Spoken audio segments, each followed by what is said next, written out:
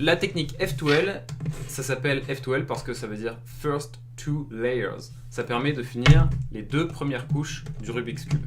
On applique cette technique lorsqu'on a déjà fini la croix, blanche en l'occurrence, mais quelle que soit la couleur. Une fois qu'on a fini la croix et que les centres sont bien alignés, eh ben on va faire la technique F2L pour First Two Layers. Parce que dans la technique de débutant, on va d'abord insérer le coin et ensuite on va insérer l'arête. Dans la technique F2L, on fait les deux en même temps. À propos, j'ai déjà fait une vidéo pour expliquer comment faire la croix. Donc si vous ne savez pas comment faire la croix, vous pouvez aller checker ma vidéo que j'ai faite pour savoir faire la croix. Comme vous pouvez remarquer, sur mon cube, j'ai enlevé toutes les étiquettes de la dernière couche. Comme ça, on voit mieux les paires F2L qu'il va falloir insérer. Et ce que je vais appeler une paire, moi, dans toute la vidéo, et ce que tout le monde appelle une paire, c'est un coin, d'accord? Donc en l'occurrence, blanc, rose, vert, avec l'arête qui lui correspond, en l'occurrence, vert, rose, d'accord? Le blanc, ici, qui ne fait pas partie de cette arête, c'est la face du bas, la face de la croix.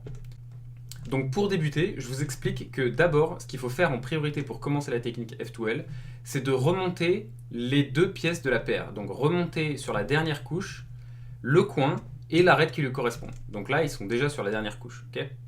À partir de là, on va se retrouver dans 6 situations possibles. Donc pas d'affolement, chacune de ces situations sont assez simples en réalité. Et aussi, je vais vous mettre un logigramme que vous pouvez retrouver en description, dans lesquels on verra bien les 6 différentes variantes. Donc pour savoir dans quel cas on se trouve, on va prendre le coin en référence. Le coin a forcément 3 couleurs, c'est logique. Il y a les deux faces de la fente, d'accord? Les deux faces de ce centre-là et ce centre-là, et la face du bas, d'accord? Donc en l'occurrence la face blanche. Et donc on va poser la première question, sur le coin, vers où pointe la couleur de notre croix? Donc en l'occurrence la face blanche, d'accord? Il y a deux possibilités, soit vers le haut, soit sur les côtés. Donc là, on se retrouve dans la situation la plus simple, c'est la situation où la face blanche pointe vers le haut. Donc là, on regarde le logigramme et il y a une méthode très simple pour pouvoir résoudre ce cas-là en particulier. Donc, on place notre arête pour qu'elle matche avec son centre, d'accord? La couleur de son centre. Ici, on place l'arête pour que le rose soit en phase avec le centre rose. Et ensuite, on immunise l'arête en arrière. Donc quand je dis immunise, ça veut dire en fait on l'immunise par rapport au U. On fait en sorte que, donc on va le lancer en arrière avec ici un R, un mouvement R, et ensuite on voit bien que je peux faire autant de U que je veux, l'arête ne va pas bouger, d'accord? C'est ça que j'appelle immuniser.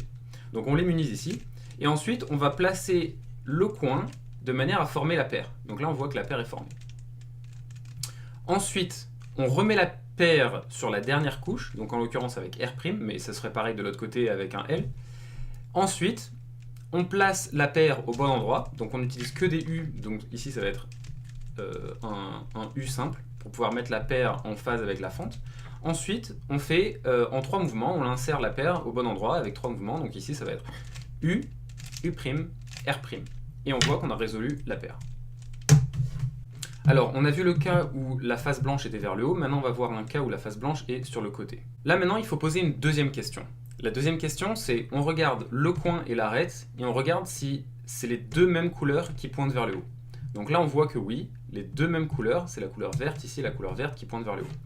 Donc, on a encore une autre technique assez simple pour pouvoir résoudre ce cas-là. On met le coin au-dessus de la fente dans laquelle il doit être inséré. Ensuite, on fait U ou U', et ce qui va déterminer si on fait U ou U', c'est que la face blanche doit rester visible. Donc là, on voit qu'on ne voit plus la face blanche, donc c'est pas bon, quand on regarde bien sûr les deux centres qui nous intéressent. Donc c'est pas ça, il faut faire en fait U', là on voit toujours la face blanche, donc ça c'est bien, c'est comme ça qu'il faut faire. Et ensuite, il va falloir placer l'arête à côté de notre coin pour former la paire, d'accord? Parce que là on voit qu'on a vert et rose, et on voit qu'ici c'est vert et rose, c'est exactement comme ça qu'elle doit être insérée. Donc il va falloir placer cette arête-là ici. Mais avant ça, il faut immuniser notre coin, donc ça on fait exactement comme tout à l'heure. On fait tout simplement R, donc ça immunise le coin sur tous les mouvements U, le coin ne va plus bouger. Et donc on amène tout simplement notre arête à cet endroit-là, comme prévu, et on enlève l'immunité avec R', et donc là on voit qu'on a réussi à former notre paire, on n'a pas cassé la croix évidemment. Maintenant on va venir placer la paire au bon endroit, donc on fait 2 fois U, et on peut insérer avec 3 mouvements, donc ici ça va être encore R, U', R'. Les deux ne sont pas de la même couleur. Donc, on commence par mettre le coin au-dessus de la fente sur laquelle il doit être inséré. Et on va poser la troisième question, la dernière question, à savoir, est-ce qu'on peut insérer la paire directement? Alors vous vous demandez sûrement, comment insérer la paire directement? Qu'est-ce que ça veut dire? Eh bien, en réalité, là, on est dans une situation où la paire peut être insérée directement en 3 mouvements. R, là vous voyez que la paire est déjà formée. Ensuite, U pour insérer la paire. Et R' pour la fermer. Alors on s'en rend pas compte directement, mais c'est le meilleur cas possible, c'est ça. 1, 2, 3, et c'est déjà fait.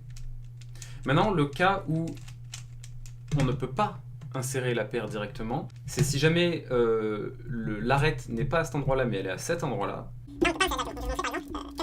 Et donc là, il va falloir, là on ne peut pas l'insérer directement, parce que vous voyez que si on essaie de l'insérer, il va se passer ça, et la paire n'est pas formée, donc ça c'est pas bon. Donc, si jamais on ne peut pas l'insérer directement, on va mettre le coin au-dessus de sa fente, d'accord? Et on va faire une petite manipulation pour permettre de l'insérer. Donc, on va commencer par faire U, d'accord? Dans ce cas-là, parce qu'il faut que la face blanche reste visible, d'accord? Donc, pas U', sinon la face blanche, si jamais on fait U' comme ça, la face blanche ne serait pas visible ici, donc c'est pas ce qu'on veut faire. On va faire d'abord U, et ensuite on fait L', U, L. Et là, on se retrouve dans le cas où on peut insérer la paire directement, d'accord? Donc en fait, ma manipulation, la seule chose qu'elle a faite, c'est qu'elle a déplacé l'arête. Elle a déplacé l'arête par rapport au coin, d'accord? En fait, ce que j'ai fait avec ma manipulation, c'est que j'immunise le coin pendant un tour, je déplace l'arête avec U, et ensuite je rétablis. Et là, on voit qu'on peut insérer la paire directement. Donc on passe directement de l'étape 2, 2, 2, on passe directement à l'étape 2, 2, 1, et on insère la paire directement. Voilà. Alors maintenant, les cas particuliers, quand on fait F2L, ce sera toujours des situations où la paire elle est mal formée. C'est-à-dire que l'arête et le coin sont à côté l'une de l'autre, mais ils sont mal formés. Et donc, la meilleure technique, surtout quand on est débutant, pour résoudre ces cas particuliers, ça va être de casser la paire. D'accord ?